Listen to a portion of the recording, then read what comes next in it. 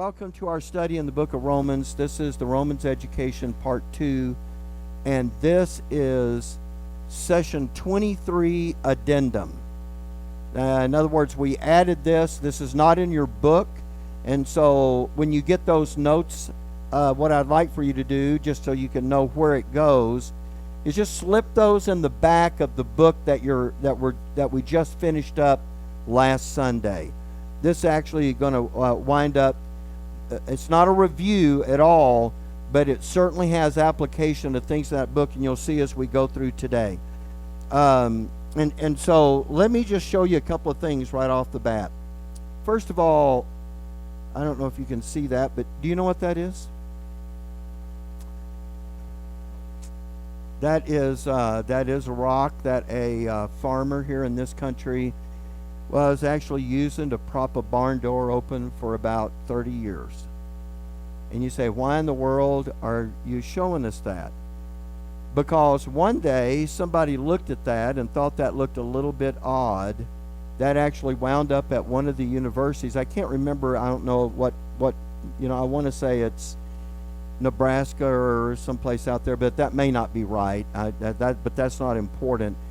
That turned out to be a chunk of meteorite that was valued at $100,000. And he's been using it as a barn doorstop for 30 years. Do you know what that is? That is a painting that was actually found in a French woman's attic when her roof developed a leak. And they went up into the attic to look and see how much damage had been done and what kind of repairs needed to be done. And that picture, that painting that you see there, was laying up in that attic. It sold for $167 million because of the artist and the age of the painting. Now, why am I showing you these two things? Because today's lesson is kind of like that. So now I'm going to say, what is that? I wish I could show you a picture. You know what? I should have done that. Oh, if I'd have been thinking about it, you know what I'd done? I'd have put a picture of one of y'all up there. And I would have said, what is that? That's the way I should have done it, right there. Should have put a picture of one of you up there and said, what is that? And then use that to springboard into this idea that it is more valuable than you might imagine. Just like looking at that rock, you'd have never guessed the value of that rock. And maybe looking at that painting, you'd have never guessed the value of that painting. And looking at each other, and what I'm hoping is by the time we end the session today, you are going to value and esteem one another in ways you have never done that before. That you're going to see each other more like your Father sees you than ever before. You're going to look at yourself more like God looks at you every day. This is a wonderful lesson. I'm very excited for us to do it. And so, of course, today I'm going, because of the verse that you're looking at, so God created man in his own image. In the image of God created him, male and female created he them. So today I'm going to talk to you about the image of God. Now, when I was in Bible college, they taught us about the image of God. But the way that got described, it was pretty close to the way that most of the world looks at that. And so I did not realize what I had sitting in my Bible in Genesis 1, 26, 27, and 28. I didn't realize the real importance of that doctrine. And because of that, when I came to Sonship, I had no idea of the connection that those verses in Genesis 1 were supposed to have on me as a son of my Heavenly Father. If we understand this properly, and by the way, not just have on me, but to have on the education that I'm involved in. And it's going to be that way for you too. This is going to be one of the best lessons that we could have possibly had. If we understand this properly, then the image of God is going to make a huge impact on what we're learning and how we learn it. That's why I've given you a note taker on this, and that's why I sent that out to everybody that's not here physically. And so I just want to start off by saying the study today is not comprehensive. I told you in the email I was going to need both services today to get this done. But there is still way more to look at than what we can get done in just 2 sessions. And so we're going to focus the study today on 3 important subjects. And number 1 is what the image of God is. Number 2 is how the image of God is so important. Why am I making such a big deal out of that? And number 3, how knowing about that image, how properly knowing about it, is going to practically affect our everyday lives, and it will.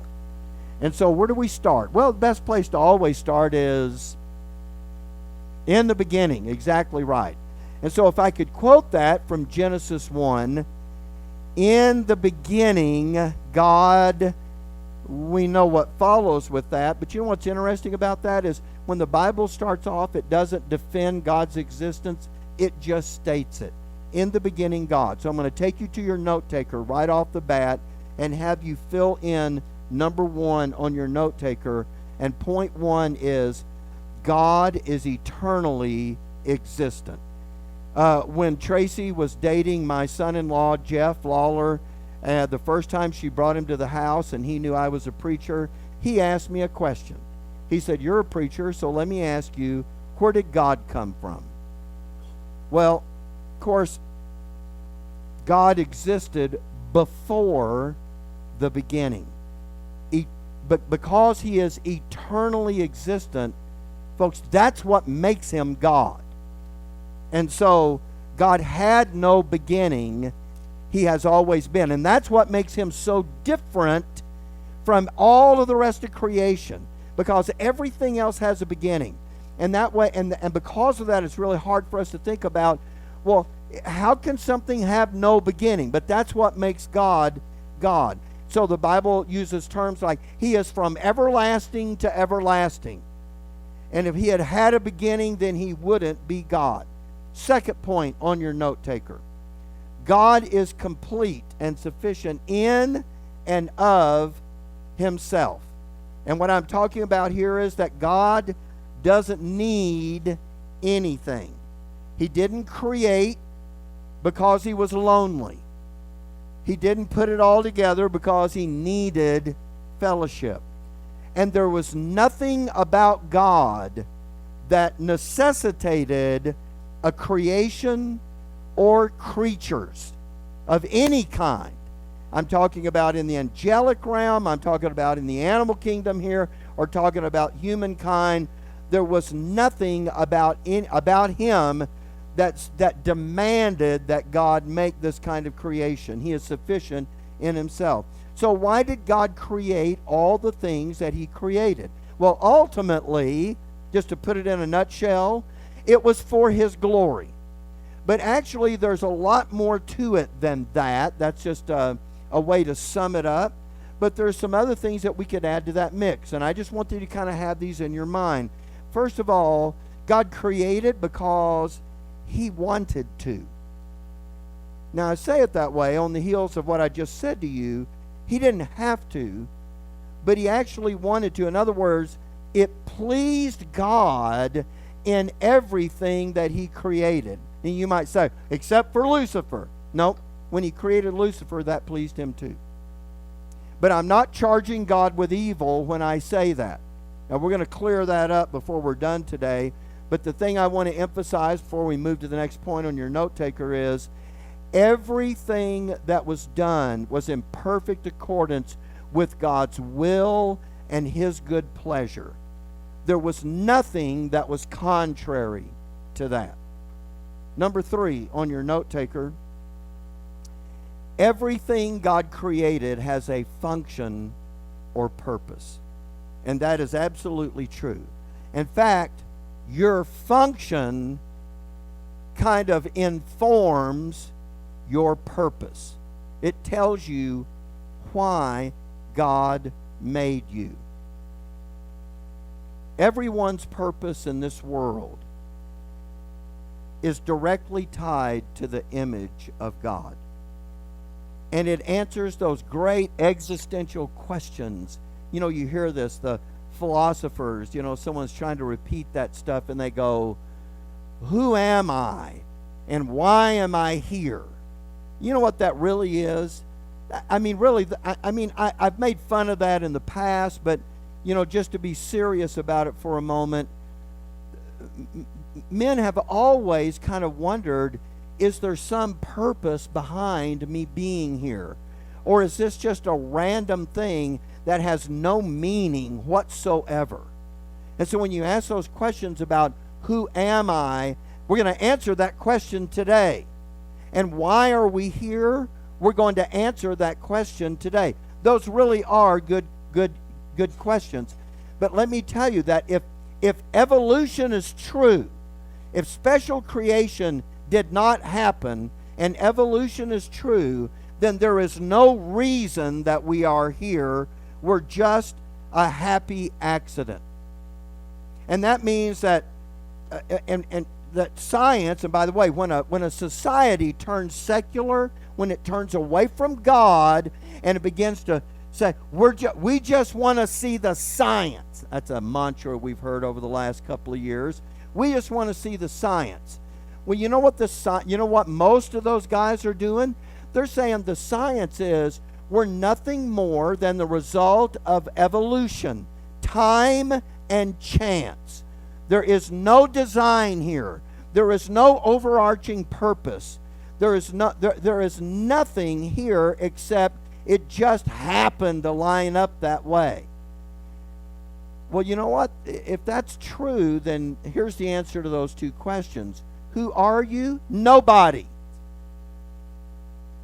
And why are you here?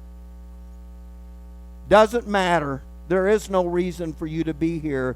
You just happen to be in the way.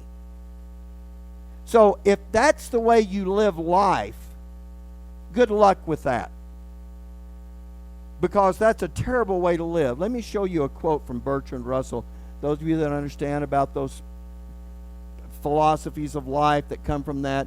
Bertrand Russell said this: we are the product of causes that had no prevision of the end they were achieving.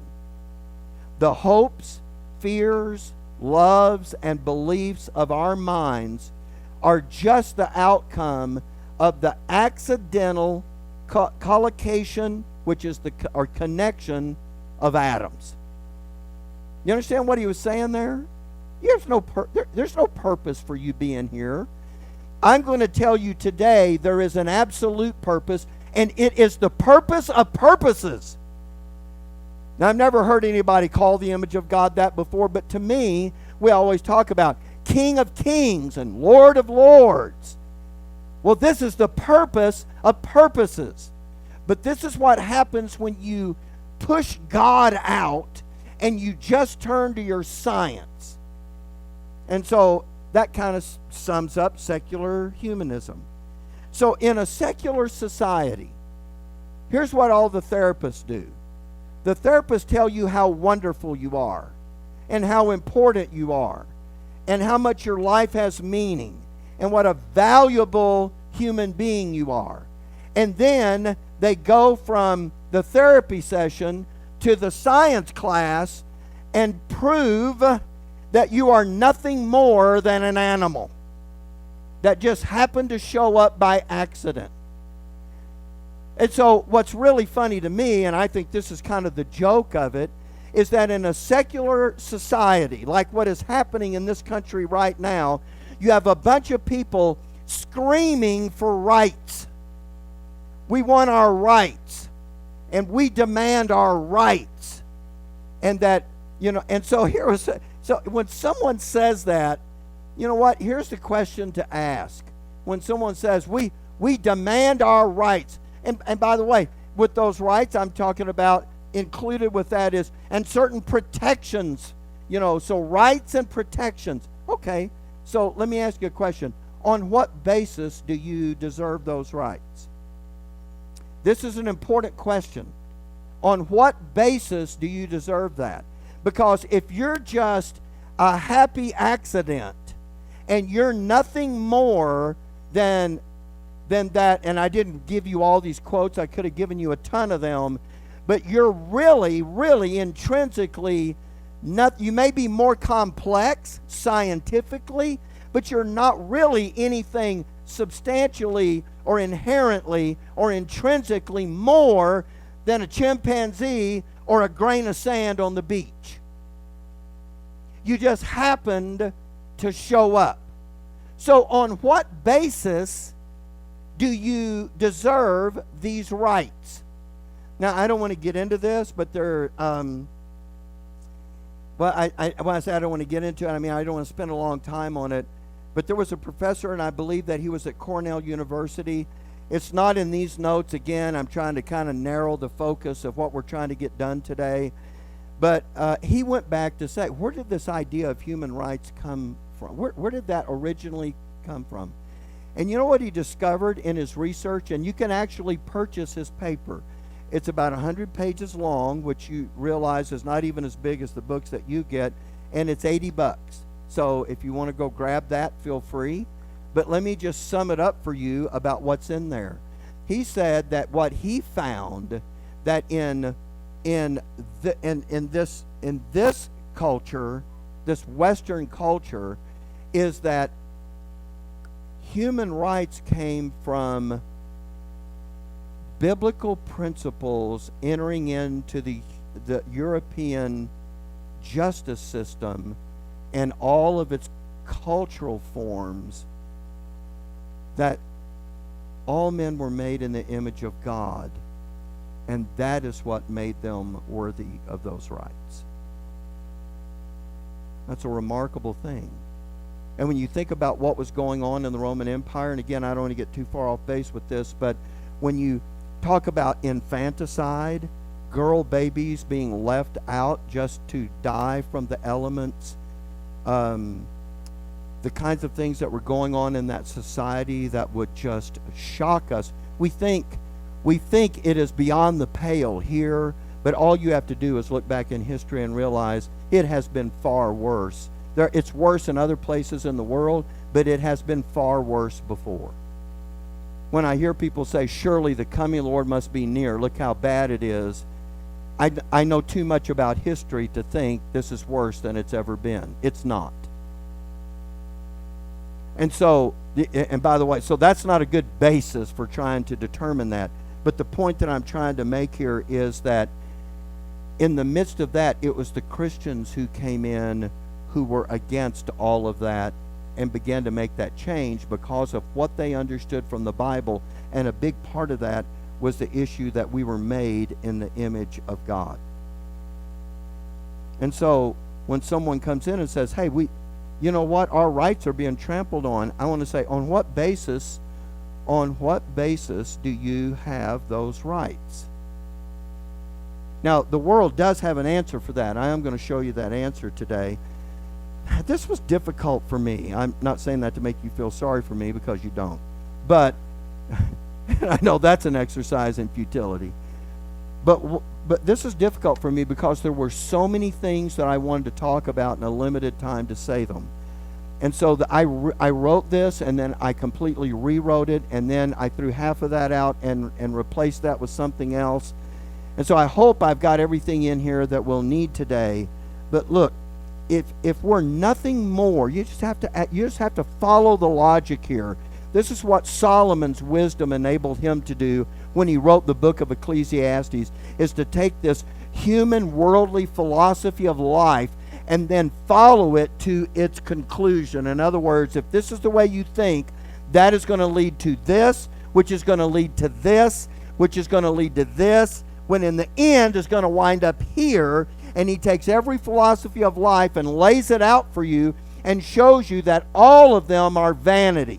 All of them are empty at the end. There's no fulfillment. There's no reality. There's no substance to any of that. And by the way, you know what that is? because you are made in the image of God, which means you have a function and a purpose. It is the purpose you were created for. It was the function that you were designed to do just because you were created in the image of God. And if you don't do that one, you will spend your whole life looking for another one. You'll spend your whole life with one of these world philosophies, and you know what? So you're going to discover at the end what Solomon already told you. It's empty. Not going to do what you think it's going to do. But men do that. So they think if I amass a lot of riches, that will make me happy. You know what? Wealthy people are some of the most miserable people in the world. They just have different sets of problems. Someone says, "Oh, I'm going to achieve power. I'm going to be an influencer." Okay. Well, look, I don't want to get off into all of that, but here's my question: if we're all truly just evolved animals, and by the way, if you don't believe in God, then you have to believe that we're just a product of evolution. And if we are, and then let me ask you, would it be wrong for someone to come along and find you and put you in a zoo? Would that be okay? If we get some segment of our society and we put them in a zoo. That way folks can go by and look at them. Now, if you did that, I promise you, if the state of Texas were to go get 25 families and then build a habitat and encage them and put them in there and feed them every day and give them all the things, and then we could all just kind of walk by, see them out in the yard doing whatever they're doing or whatever. You know what? People of every ilk would just be up in arms over that. So I'm going to ask you, if you're really nothing more than an animal, why are you so upset about that? What would be the difference? We did it to, you know what? We did it to birds. We did it to fish. We did it to land animals. We're just doing it to another animal. You know what? And that was the other thing that I was going to say. The secularist, you know, he gets all upset when the rights of some group is being trampled, and then he goes off into the science class to prove that they're really nothing but animals and the product of evolution. You understand, if that is true, you have no basis for rights. You have lost the basis for rights.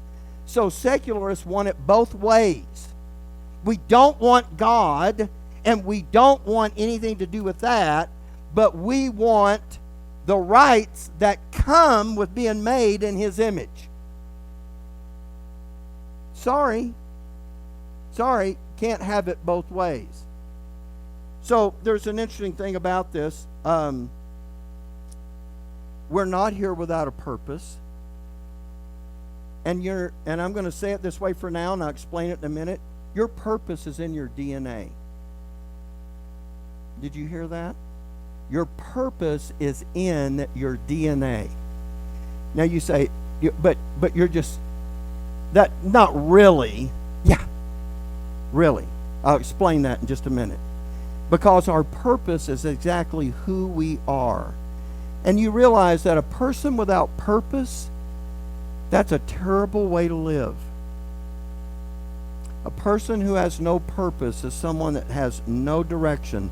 And if you are ignorant, listen, I'm going to tell it to you today so you can't plead ignorance. And there's no one listening to me that would plead that ignorance anyway, I don't think. But ignorance of our God-given purpose will result in one of two things.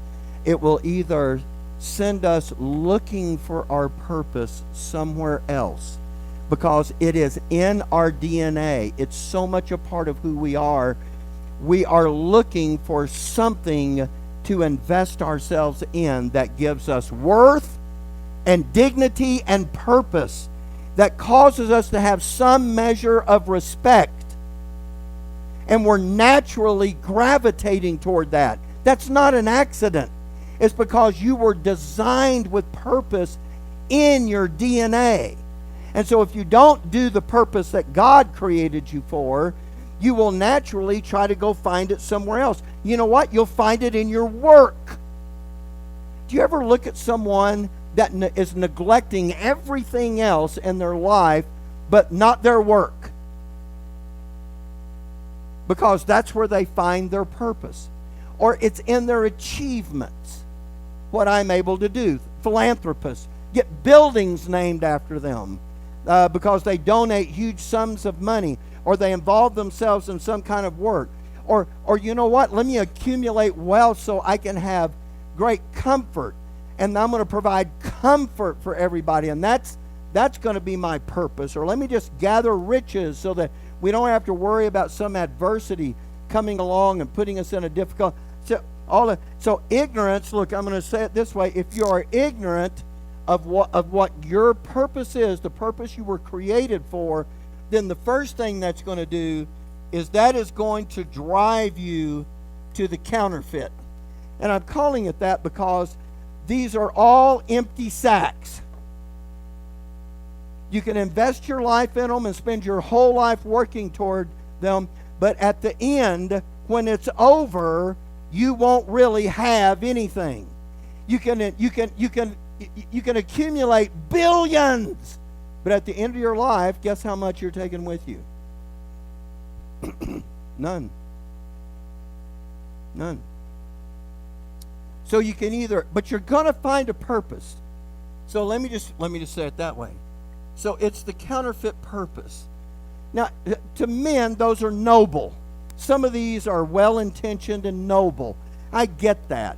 But they're not what you were created to do. Or if you are ignorant of your God-given purpose, you just don't know what it is, or you know what it is, but you're not interested in that, then here's the second thing.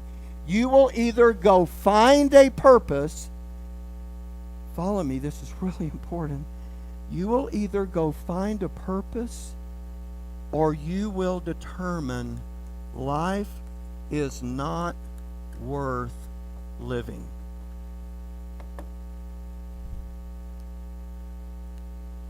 That's where no purpose takes you. And all you have to do is look up the statistics of how many people have gotten to the place where they have given up on life. That doesn't mean, by the way, that everybody takes their life. There's plenty of that too, unfortunately. But have you ever seen where someone has just given up on life? They don't care anymore. If you watch TV much, you'll see that in one of those situations where there's always this guy. You know what? Some tragedy happened. It gutted him, and he never recovered. And you know what? He lives in a pigsty. He's totally disheveled. He has the regimen of cleanliness or health. He doesn't care about relationships. He's brusque and rude with people. And you know what he's done? He has given up because he's in this group. Life is not worth living. There was another guy that made a quote. He said, all war is a waste of life, and all life is a waste of time. That was a secular humanist that said that. Not a Christian, a secular humanist. How would you like to live in that world? This is the one Satan is preparing. This is the secular world that doesn't have a place for God in it. But listen, you have to understand, this is an empty sack at the end after you've put your whole life in and deposited over and over. When you open it up at the end, it's just got a hole in the bottom and you've lost it all. And people get to the end of their rope and they just say, it's not worth living. If you ever watch those movies or watch those shows, and this guy that's just given up on life, you know what happens? If he gets redeemed, it's because he finds a purpose. I'm going to show you the purpose of purposes. It is the reason that you are here. And it is the greatest privilege you will ever engage in. So, let me take you to point number 4. God created man in his image. I'm going to take you to a verse. I'm going to show you this. We're going to read these 3 verses. And then we're going to talk about what is the image of God. What does that mean? I learned this wrong in Bible college, and because I didn't understand what it was, it never had much of a place in my thinking. And so it didn't really impact me the way that it was supposed to. And I'm gonna and you say, is that really a big deal, Mike? Is that really a big deal? Yeah, it was. Do you know why? Because I didn't see anybody else the way I was supposed to see them, and I didn't see myself the way I was supposed to see myself. Now you can say, but what did you try to live your life for? Well, I tried to live for the Lord, but you know what? Here's the thing. It was one of those issues where it was like, okay, close, but not really it. I just had a version of it, so to speak. Let me give you the verse. Genesis chapter 1, verse 26. Let's read this together. And God said, let us make man in our image after our likeness. And by the way, that's not a physical likeness. Talk about that. And let them have dominion over the fish of the sea, and over the fowl of the air, and over the cattle, and over the earth, and over every creeping thing that creepeth upon the earth. So God created man in his own image. In the image of God created he him. Male and female created he them. This is important. We're going to draw some lessons out of this in a moment. I'm just going to list them out for you in your next note-taker item. Verse 28. And God blessed them, and God said unto them, be fruitful and multiply, and replenish the earth, and subdue it, and have dominion over the fish of the sea, and over the fowl of the air, and over every living thing that moveth upon the earth. And so, all of these terminologies that you see here about let us make man in our image and after our likeness, and let him have dominion over everything, and be fruitful and multiply and replenish the earth, and then subdue the earth. All of that language is comprehensive, folks, in that it is not limited just to Adam. That's why it uses the plural pronoun them. You know what it's really talking about? Mankind. You say, how do you know that, Mike? Because I don't think Eve was supposed to be the only one to fill the earth with children. I thought my mom came from a big family. She was the oldest of 10 kids. Eve's got to fill the earth? You're going to subdue the earth? Look, you know what God knows? It's going to take more than you two to get this job done. So you know what? Be fruitful and multiply. Do you know why? Because this mandate is going to be handed down to your kids, and then to your grandkids, and to your great-grandkids. And in the original, you know what? That was supposed to be a great thing, by the way. It does include, someone said, well, I think it says them because they included the woman. Again, is she the only one then that's supposed to fill the earth? See, that becomes a little bit ridiculous after a while. So this is comprehensive language in which this is not just talking about let us make man in our image. That is true, but it's let us make man in the sense of mankind. When I say man did this in history, we're really talking about not one guy. We're talking about mankind collectively. Just trying to get you to see how the word is being used here.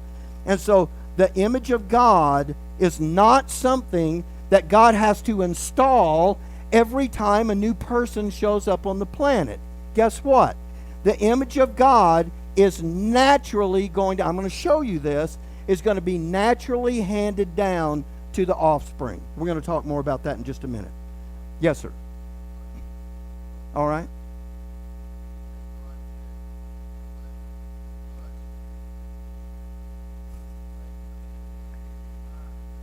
Okay. Thank you. Okay. So I'm going to Okay, so he didn't do it on the microphone, so let me repeat the question. So Clifford, the troublemaker that he is, has asked the question about the plural possessive up there. Let us make man in our image. And this is a whole part that I had originally in the notes, and I took it all out. So I know the answer. But I'm going to give it to you in just a nutshell, okay?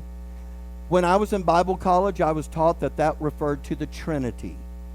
That it's saying, let us make man in our image. I don't believe that's true. I don't believe that's true. I think that because before man is created, there is a whole nother realm that has been created already. What is that realm? Talking about with creatures in it. What is that? Yeah, it's the sons of God. It's the angelic spirit realm. And I don't think God is saying to himself like it's a good idea. Let's do the three members of the Godhead. Here's the Father, and then we'll let Sandy be the Son, and we'll let Ruby be the Spirit, okay? Because you're just all sitting right there in a triangle. So we'll just do it that way. Okay, don't send me an email about the female Holy Spirit thing. Okay, please. But you know what? It's not like Clifford goes, "Hey, I've got an idea." Do you realize all the members of the Godhead are equally eternal, equally omniscient? Yes? If the Father goes, "I've got an idea," the Son would go, "Wait, I'm already there." He's not saying it for his benefit. You know what he's saying it for? The benefit of the host of heaven who are about to witness this. You know what he's doing? He's telling, and you say, "Well, wait a minute. So let us make man in our image, but they created us?" No, they didn't. So he's using it in this form. If I say after church, let's all go get some pizza. But if I'm planning on buying the pizza, that doesn't, you understand what I'm saying? We're all going to go get pizza. Let's go get some pizza. But actually, I'm going to get it. And so you see that in the text. If I'm not looking at it, but look, if you look at that text, look at verse 27. So verse 26 is plural, but when you get to verse 27, it's back to singular about who actually did the creating. So God created man in his own image. So see, it went from us. See, it's being said that to the whole realm that is out there. That's something else out there. So let's make man in our image. He's letting them know what's about to take place. And so God, singular, it says, so God made man in what? Singular, his own image. See, I don't think it went to the Godhead plural, and then when it got done, it suddenly went to a singular. That's why I don't think it's the Godhead. Although that's what I got taught in Bible college.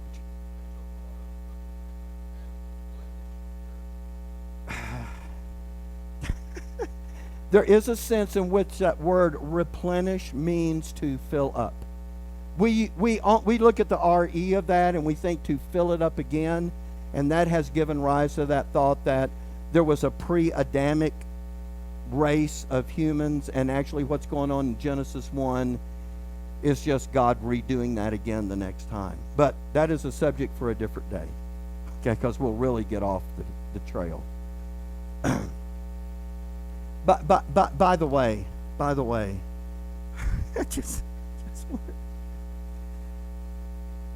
never mind. There really, if you knew all the things that were originally in here and I took them out, if we could have done them all, it would have been too many weeks. And but okay, so now where are we? Okay, so let me focus back on this verse 26.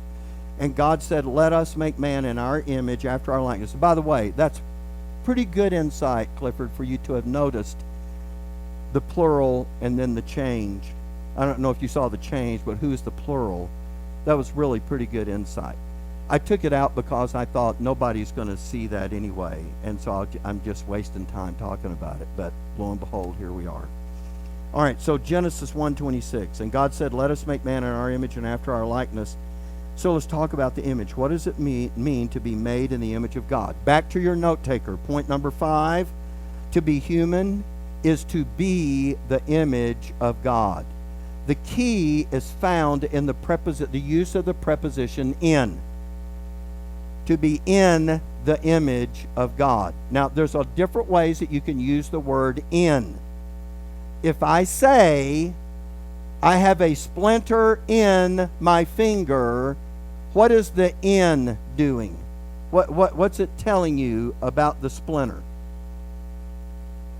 Yeah, it's giving you a location, right? If I say, I live in Texas, it's giving you a location. There's another way to use the word in. If I say, cut the pie in slices, what is the in doing now? Is it giving you a location? Yeah, it's directing the action of what you're of cutting. It's in is doing something different. What about if I say, I signed my name in ink? What is the in doing now? Yes, it's describing the medium by which you're signing. It's in ink. Okay. Now we're going to come to the in that I think is the way it's being used here. And if someone says, what do you do for a living? And you say, I work in education. I work in education. What is the in doing then? If you work in education, you could be a lot of things. Give me something you could be if you work in education. You could be a teacher. Let's just stop with that one, okay? Because it's all going to be the same. If you're saying I work in education, that is telling them what about you? I say Type. 2 things. What, somebody on Zoom said something? It's a type. Okay, it's a type, but two things. Oh, okay. Okay, so Linda tied this back into purpose. If I'm a teacher, doesn't that tell you something about who I am and what I am doing? It tells you something about that, right? Now, true, you don't know everything, but you understand that now the in is being used now to actually point toward your, we could say purpose, but I want you to do the other word for now. It is pointing them toward your career, yeah, purpose, but I'm trying to get to that other word. You put it on your note taker. Cheat. Look back at your note taker. Function. It's your function. Your function informs your purpose. In other words, what you are designed to do.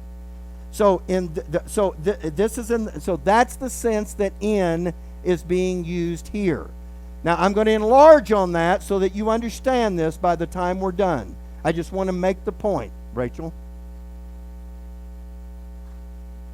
Point 5 that you have on your paper.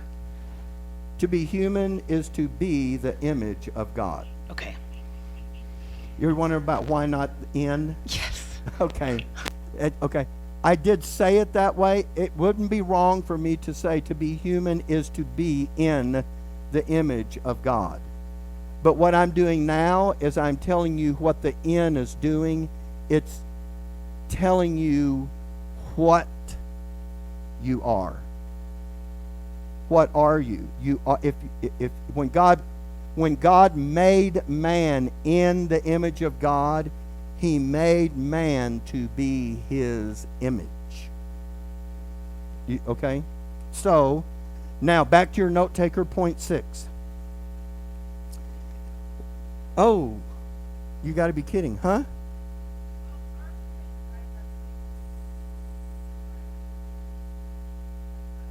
You know what? Then you know what? I changed okay, sorry.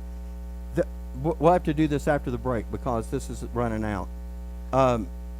This is where I made a change, and now your note taker is, although you still have 10 blanks, right? You're going to fill all 10 out. Just when you see the one that has 5 deals to it, that's the one we're about to do now. That should be, on my notes, that's number 6. Is that not number 6? That's number 5 to you? Okay. All right. So I'm going to give you all the characteristics that we pulled out of Genesis 1, 26, 27, and 28. And I'm going to show, remember I said this is all important. We're going to come back. We're going to enumerate what all this means. This is where we do it. Once we get that done, in fact, let me just take a minute and do this, and you fill it in. That way all the groundwork will be laid, and when we come back in the second session, we'll see the glorious part of what it is that is in front of you. This will literally make you stand to your feet and cheer to know what is going on. So let me just walk us through this here. So point number, I have 5. The image of God is, the image of God is equally possessed by male and female. Next, it is equally possessed by every male and every female. Every single one of them. What's that? Say that another way. The image of God is possessed by every person, all people. If you are, listen to this carefully, if you are human, you're in the group. That's all it takes. Because when God looked out, okay, look, I'm going to give you the rest of this, but listen to this. When God was creating, He had all of that angelic spirit realm. And I know they're not all angels, I get that. And then when He starts to create, you remember what He does? He goes through and He creates all these animals, right? I mean, you know, you got birds and you got fish and you got land animals and you got all that. And then you got man on the 6th day, and then you got man, and I don't want to say it that way. You have all those animals, and God looks around and says, I don't mean that this took Him by surprise. He knew exactly what He was doing. It was all on a blueprint, so to speak. After God had created everything, the last thing He is creating is the pinnacle of His creation, and it is man. And do you know why it's the pinnacle of His creation? Because it is the only part of everything God created that is going to be made in God's image and likeness. It's the only thing.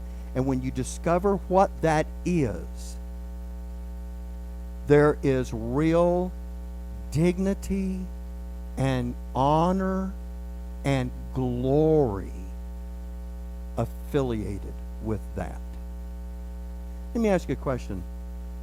Let's go back into Bible times for a moment, and we know what we know, and we're studying, and that back door opens up, and in walks a guy who we all know to be the Apostle Paul.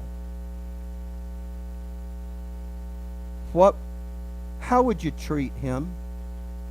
What would be your reaction to that if the Apostle Paul walked into this assembly?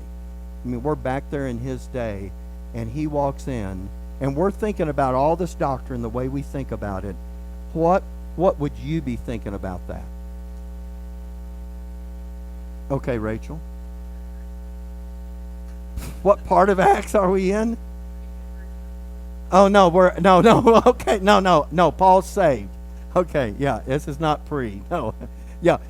Okay, so the big difference is: do we run for your life, or what's the other one? Yeah, there's a great amount of respect. You know what? What would you want to do? If it was Barbara, what would Barbara do? If Paul walked in, you know what Barbara would do. What would Barbara do? She would go give him a hug, wouldn't she? Yeah. And And she would invite him to the Roy Orbison Museum. Right. Okay. That's a, wow. Okay. And so, which is why he never came back. No, I'm kidding. I'm kidding. So, how would you feel about that? I mean, you know what? If it was the Apostle Paul, you know what I'd be thinking? If the Apostle Paul walked in, you know what I'd be thinking? You need to come up here and I need to go sit down there. You know what? I'll be going, come and stay with me because I got questions. Yeah. You know what? Would we, if he was sitting around when this was over, let's suppose he's gracious and he comes in and he goes, no, Mike, you know what? You know what you're doing in this right here? Just do that. We finish. He's sitting on the edge of this table. Would you want to stand around with him for a while and hear him talk about stuff? Huh? Just like on the break, except if this is the Apostle Paul. Why would that be a big deal? Why would doing that with the Apostle, and it should be a big deal. Why? He's the author. Yeah, he's the author. He knows some things, right? But where did he get all that? Where did he get the knowledge? What he wrote, was that out of Paul's head, or did he get taught that? You understand? Paul is who he is because of the function that he has in connection with our Heavenly Father. Everybody gets that, right? Because of that function. All right, just have that stick in your head for a minute. We're going to pick that right back up. Let me give the rest of this list so we can go to our break. It is what distinguishes us from all other creatures. That is the point that I was leading into here. That being in the image of God, being the image of God. I'm going to introduce you to another term right here before we go to break. Being God's imager. Do you understand? When you put that ER on it, now you're talking about someone who is actively involved in the function of it. It's no longer just passive, now it's active. You can be you know what? It's almost like now you understand this is what I am and this is what I do. Okay, let me give you this next one. It is not said to be incremental or partial. In other words, you're not a little bit in the image of God, but somebody else is a lot in the image of God. Being in the image of God for all of us is like being pregnant for a woman. You either are or you aren't. There's no such thing as just having it a little bit. I'm pulling all of this out of those verses that we were looking back over there in Genesis. Here's the last one. It is passed on generationally. Please don't think that, you said, well, that's kind of a leap. I didn't really see that. That's okay. We're going to do this work so that you see it. But I think what you have now is enough of the foundational, the things that need to be in your mind for you to get a real grasp of what it means to be made in the image of God, to actually function as His imager, so to speak. Now, if you don't like that term, don't use that term, but I'm using it because I want the light to come on for you about the active function of what it means to be something. In other words, just like anything else, there is a status. Can I just make this analogy? When you trusted Jesus Christ as your all-sufficient Savior and you were justified unto eternal life, you were made righteous. How righteous? Completely. Because you have the righteousness of Jesus Christ imputed to you in your standing. That's who you were made to be in Christ, right? But let me ask you a question. Does that mean everything you do is righteous? Because now we're not talking about status. You know what now we're doing? Now we're talking about function. And what is everything that we're learning about this doing? It is bringing our function up to the level of our standing, up to the level of our status. Everybody with me? So, if you're not righteous, if you sin, do you no longer have a righteous standing before God? No, that doesn't change. So I'm laying some groundwork here to say to you, because you are human, you are the image of God. Now, whether or not you function as His image is something else altogether, but it does not change the fact that God looks at you as His image in this world. With me? Okay. Now I know. Huh?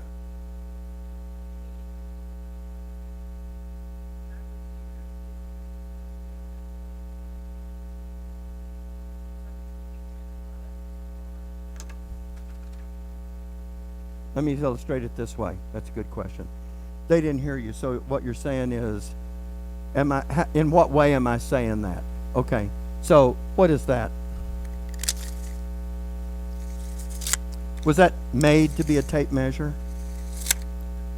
Designed to be a tape measure? Yes.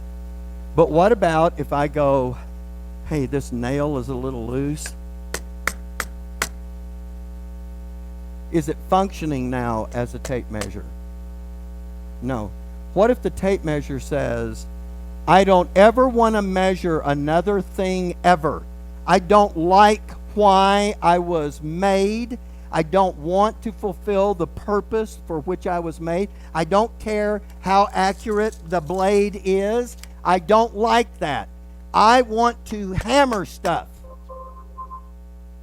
When someone comes in one day, they will, no matter how many times the tape measure does that, you will never say, let me get my hammer. What will eventually happen, by the way, if you just keep hammering with this guy?